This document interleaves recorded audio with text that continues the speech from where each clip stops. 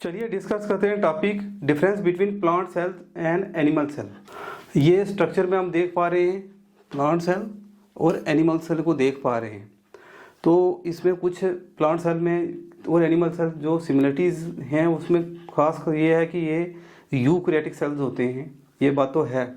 लेकिन eukaryotic cell में plant cell और एनिमल सेल में कुछ डिफरेंस होते हैं, वो हम इस लेक्चर में जानेंगे। उसको कुछ सिमिलरिटीज़ भी होती हैं, वो भी हम साथ साथ में ही पढ़ लेंगे। तो जब हम बात करते हैं प्लांट सेल की, तो इसमें जो यूनिक फीचर होता है वो होता है एक सेल ऑर्गेनेल जिसको बोलते हैं क्लोरोप्लास्ट, जो कि फोटोसिंथेसिस में मदद करता है। वो प्लांट सेल में ही का ही हिस्सा होता है, प्लांट सेल का एनिमल सेल में नहीं होता।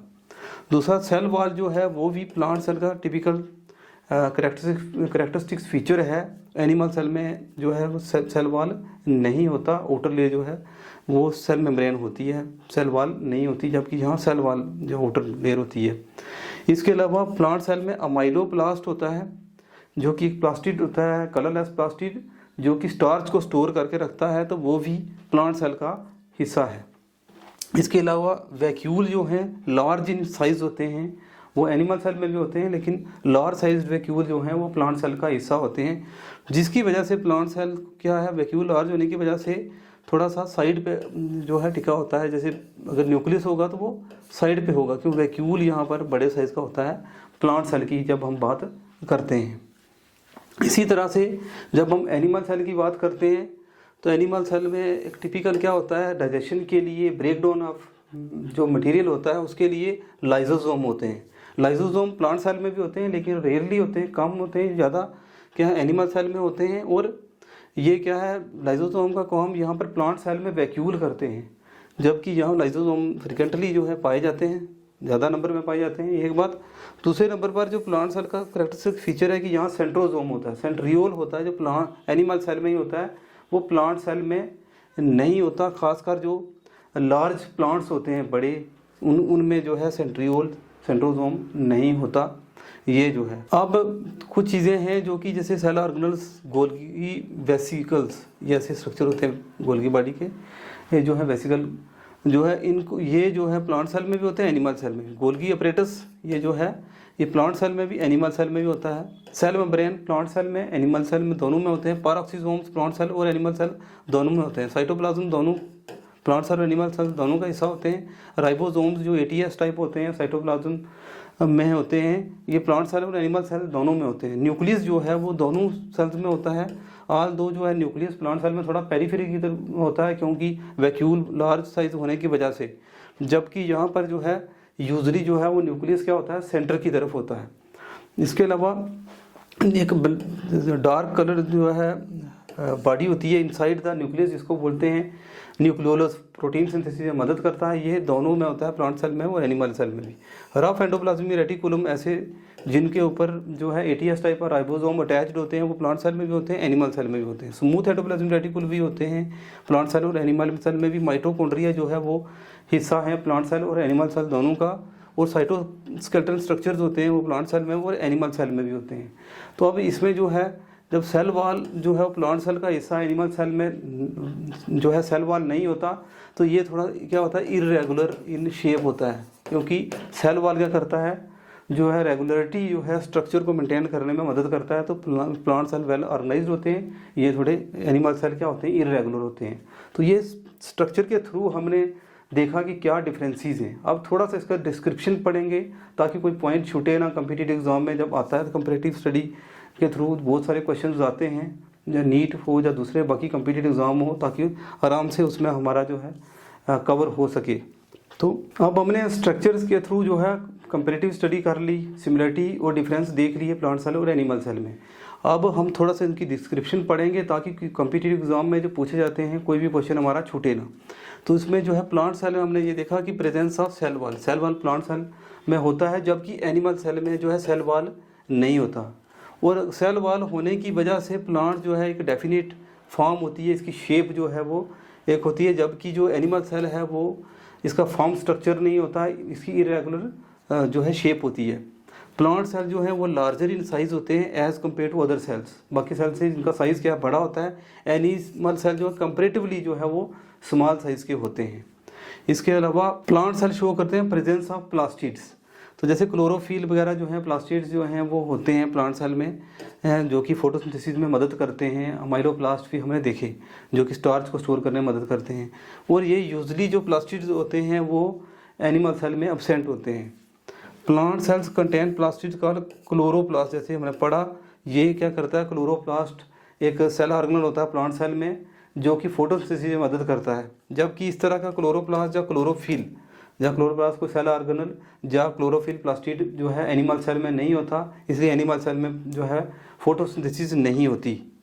तो मेच्योर्ड सेल्स जो होते हैं प्लांट सेल में, उनमें क्या होता है, लार्ज वैक्यूल होता है। वैक्यूल जो है वो बड़े साइज़ का होता है प्लांट सेल में, जबकि एनिमल सेल में बहुत सारे वैक्यूल्स होते हैं लेकिन स्मॉलर इन साइज़ होते हैं ये। तो ये है कि एनिमल सेल में वैक्यूल का साइज़ जो है छोटा होता है। अब बात करें न्यूक्लियस की, तो न्यूक्लियस जो है जनरली जो शिफ्टेड होता है एक साइड पेरिफेरल की तरफ होता है साइटोप्लाज्म ऑफ प्लांट सेल के, क्योंकि इसमें जो सेंट्रल लार्ज वैक्यूल जो है बड़े साइज़ का होता है, जिसकी वजह से न्यूक्लियस पेरीफेरी की तरफ होता है। जबकि इसमें जो है न्यूक्लियस की लोकेशन जो है लगभग सेंटर की तरफ होती है एनिमल सेल में। माइटोकॉन्ड्रिया जो है कंपेरेटिवली कम होते हैं इन नंबर, फ्यू इन नंबर होते हैं प्लांट सेल में, जबकि माइटोकॉन्ड्रिया है जो उनका नंबर जो है न्यूमरस होता है, ज़्यादा होता है एनिमल सेल में। जो हायर प्लांट्स होते हैं स्पेशली उनमें सेंट्रियोल नहीं होता, जबकि एनिमल सेल्स में क्या होता है, सेंट्रियोल होता है ये। इसके अलावा मेच्योर्ड सेल्स जो हैं उनमें क्या होता है, लार्ज सेंट्रल वैक्यूल होता है, जो कि हमने देखा भी और पढ़ा है। जबकि एनिमल सेल में जो है वैक्यूल्स जो हैं वो छोटे साइज़ के होते हैं और ज़्यादा नंबर में होते हैं जी। Plant cell do not burst if placed in a hypotonic solution. ऐसी सोल्यूशन जिसमें कंसंट्रेशन ऑफ सॉल्ट कम होता है उसको बोलते हैं हाइपोटोनिक सोल्यूशन। उसमें अगर प्लांट सेल को रखेंगे तो बर्स्ट नहीं करता, क्योंकि उसमें सेल वॉल होती है, तो वो मूवमेंट नहीं हो पाती जो सॉल्ट की या वाटर की। जबकि एनिमल सेल क्या है वो बर्स्ट कर जाता है जब इस तरह की जो सोल्यूशन में डालते हैं, क्योंकि वहाँ ऑस्मोसिस हो जाता है, वाटर की मूवमेंट होती है और अंदर जब पानी ज़्यादा भर जाता है तो सेल बर्स्ट हो जाता है। ये हाइपोटोनिक सोल्यूशन में ये भी एक डिफरेंस है। गोल्गी अपरेटस जो है वो यहाँ पर उनको बोला जाता है डिक्टियोजोम्स। प्लांट सेल में गोल्गी अपरेटस को डिक्टियोजोम्स बोलते हैं। वो वेल ऑर्गेनाइज्ड नहीं होते, अनकनेक्टेड होते हैं। जबकि गोल्गी अपरेटस जो है वो ऑर्गेनल्स जो हैं वो क्या है, वेल कनेक्टेड होते हैं इन जो है एनिमल सेल में। और ये याद रखना है डिक्टियोजोम जो प्लांट सेल में गोल्गी बॉडी को, गोल्गी अपरेटस को जो है उसको बोला जाता है डिक्टियोजोम। स्पिंडल शेप जो है वो एनेस्ट्रल होती है। वहाँ पर जब स्पिंडल बनता है ऐसे सेल डिवीज़न के दौरान, तो वहाँ पर ऐसे स्टार शेप जो बनता है वो नहीं होता, स्टार शेप नहीं होता। इसकी वजह से इस तरह की जो स्पिंडल शेप होती है जिसमें स्टार शेप ना हो, रे ना निकले, उसको बोलते हैं एनेस्ट्रल फॉर्म ऑफ स्पिंडल। जबकि जब यहाँ पर जब सेल की डिवीज़न होती है एनिमल सेल में, तो वहाँ पर स्टार शेप जो है ऐसे पोलर रीजन पे जो है स्पिंडल की ऐसे फॉर्मेशन होती है, तो इसको बोलते हैं एम्फिस्ट्रल जो है टाइप ऑफ स्पिंडल फॉर्मेशन होती है इन एनिमल सेल। इसके अलावा जो है प्लांट सेल्स जो है lysosomes are rarely present. Lysosome होते तो हैं लेकिन कम होते हैं जब रेयरली प्रेजेंट होते हैं। एनिमल सेल्स में जो है लाइजोसोम होते हैं। तो ये भी हमने पढ़ा कि फिर लाइजोसोम का जो काम है डाइजेशन का, जो ब्रेक डाउन ऑफ मैटर है उसको काम कौन करता है, वैक्यूल्स करते हैं यहाँ प्लांट सेल में, जब बाकी वो वेसिकल्स होते हैं वो करते हैं। Starch is a reserve material. जो फूड स्टोर होता है in plant cell in the form of starch में होता है, और प्लांट एनिमल सेल में जो है फूड स्टोर होता है इन द फॉर्म ऑफ ग्लाइकोजन, ये रिजर्व मटेरियल में। और ग्लाइकोसोम्स जो हैं वो प्रेजेंट होते हैं प्लांट सेल में, जबकि इस तरह के जो स्ट्रक्चर्स होते हैं वो एनिमल सेल में ग्लाइकोसोम्स जो हैं वो नहीं होते। प्लाज्मोडेस्माटा जो है वो दो प्लांट सेल को जुड़ने में, ज्वाइन करने में मदद करता है, जंक्शन बनाता है, और ये सेल वॉल का हिस्सा होता है। ये तो सेल वॉल प्लांट सेल का ही हिस्सा है, तो प्लाज्मोडेस्माटा से ही प्लांट जुड़ते हैं। ये करेक्टरिस्टिक फीचर है प्लांट सेल का। जबकि एनिमल सेल में क्या होता है, सेल जंक्शन बनते हैं जब कनेक्ट होते हैं दो एनिमल सेल, तो सेल जंक्शन के थ्रू होते हैं। साइटोकाइनेसिस जो है जब होती है, सेल डिवीज़न होती है जब कौन सी, और सेल डिवीज़न में ही कौन सी, साइटोप्लाज्म का जब डिवीज़न होता है माइटोसिस के दौरान, तो सेल प्लेट बनती है, जो कि हमने प्लांट्स और एनिमल स्ट्रक्चर में पढ़ा भी कि सेल इस तरीके से सेल अंदर की तरफ प्लेट बनाते हैं और फिर जाकर सेल डिवीज़न हो पाती है जो है माइटोसिस होती है जब तो साइटोकिनेसिस की साइटोप्लाज्म की जो डिवीज़न होती है थ्रू सेल प्लेट फॉर्मेशन के थ्रू होती है प्लांट सेल में, जबकि एनिमल सेल में जब साइटोप्लाज्म की डिवीज़न होती है by the process of cleavage, जिसमें फुर्रा फॉर्मेशन होती है, ऐसे इसको बोलते हैं क्लीवेज, ये बनता है जो। तो इस तरीके से फिर दो सेल अलग अलग हो जाते हैं। तो ये क्या है, फुर्रा फॉर्मेशन के थ्रू जो है सेल डिवाइड करते हैं एनिमल सेल में। This is all about the topic difference between plant cells and animal cells. Thank you.